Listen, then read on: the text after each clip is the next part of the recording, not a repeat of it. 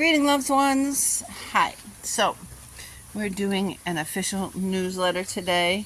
I haven't done one since before the stroke. So, there may be many of you who don't know that I've had several strokes, one real one and a bunch of TIAs. But, anyways, okay, number one. So, in the first week of April, I had a stroke, a real stroke. And then in the first week of May, I had several small strokes. And we think that I've been having several of them. I have a condition. I've been given a diagnosis of a condition of cerebral vasculitis, where the inflammation, my body is attacking my body. And so it is inflammation is happening in blood vessels in the brain and causing these strokes. So right now I am in a series of chemotherapy treatments that are supposed to put the cerebral vasculitis into remission so that I won't be having any more strokes and can just get on with life. I am in 100% quarantine away from everybody because of the immune system. So we began with 3 treatments of one kind of chemotherapy, which was 3 weeks ago, Thursday, Friday, Saturday, 4 hours each in the emergency room for infusions. And then 10 days ago, I got the first of 6 treatments, which is over a 3-month period. It's every other week. And that was, again, in the emergency room at Vieira Hospital. And so this week I'm going in for the second treatment. I have been in physical therapy, but I have one more physical therapy that was approved. And I'm not going to have to stop because I can't be going out and exposing myself to people, because if I get sick, I have no defense system to fight it off, and that can be extremely dangerous, number one.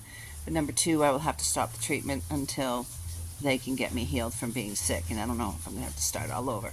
I do have an amazing set of doctors, a neurologist, vasculitis doctor, an internal medicine doctor in Tegucigalpa at Hospital Vieira. And I do have health insurance, and so I am on total rest, exercise, physical therapy exercises, brain exercises. Taking notes from school is helping with the brain exercises. That's actually a therapy for me. So it's a bit boring sometimes, but we're doing what we have to do. We just have to walk through this and get to the other side. So that's the stroke issue. The other, I want to let you know that just because that is going on, it doesn't mean that we've stopped ministry.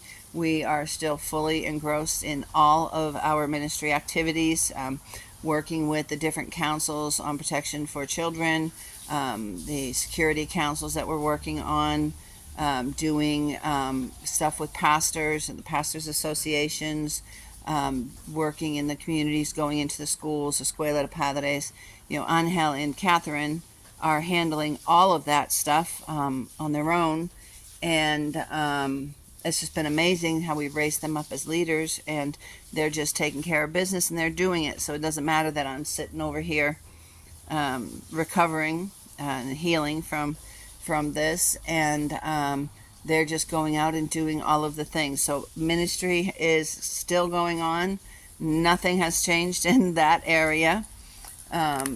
So I just want you all to be, this is lasting fruit. This is our working with them and discipling them. This is the lasting fruit that they're able to go out and do things in communities with the community members and the children. They're able to call up leaders. They just did a training for, I thought it was a training for the police in Guaymaca.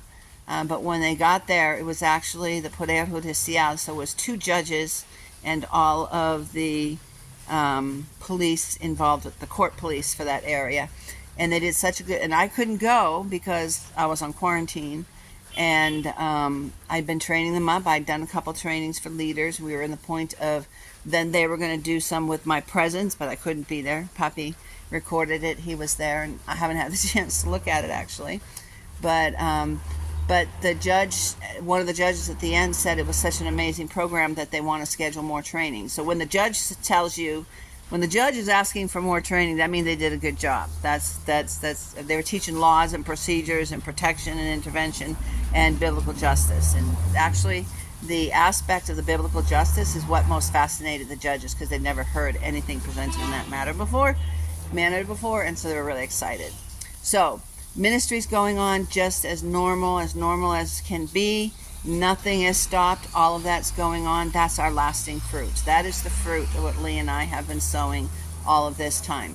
So now for the third thing that I want to talk to you is that we need help financially. I've not been able to do any fundraising over the past 3 months. 2 months I have been sick. And the 3 months prior to that, I was fighting being sick and not knowing what's going on. And just trying to do things, and plus we had 2 teams and all of that. So the point being is this: we need more monthly sponsors. Our ministry is growing. We're getting ready to start the online classes with adult leaders, with youth leaders, and with pastors. And among those people, over the next 6 months, we're going to be pulling our next employees, our next members of our team. And he's watering the plants for us. So anyways, it's $660 a month for an employee. So we need to raise finances for a minimum of 2 more employees, because we're going to be bringing more people on.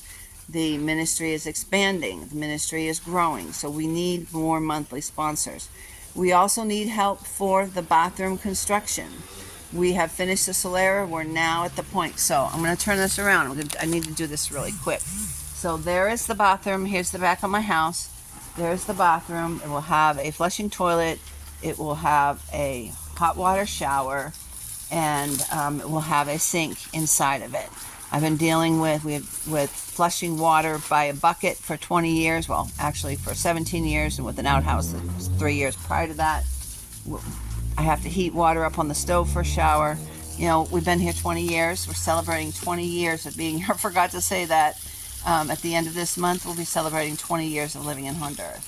But anyway, so all the way over to the building over there, that's where the common area used to be, and it was all, the roof was coming bad, it was falling apart, it was eaten by termites, we had to tear it down. So we're going to have a second floor porch here. And what that second floor porch is going to do all the way is it's going to give the security guys an opportunity that they can see on the other side of that wall, which they've been blind pretty much on that. So it adds to our security.